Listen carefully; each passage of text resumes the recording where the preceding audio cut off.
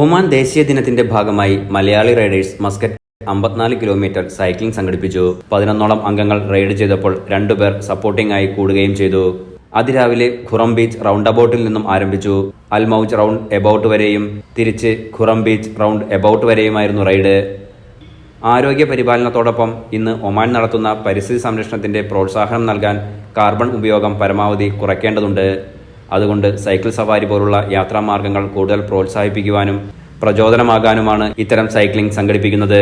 Cycling ഒമാനിലെ ഇപ്പോഴത്തെ പ്രസന്നമായ കാലാവസ്ഥയോടൊപ്പം അവധി ദിനമായതിനാൽ നിരവധി വാഹനങ്ങളുടെ കുറവും റൈഡിന് സഹായകരമായിരുന്നുവെന്ന് അംഗങ്ങൾ പറഞ്ഞു.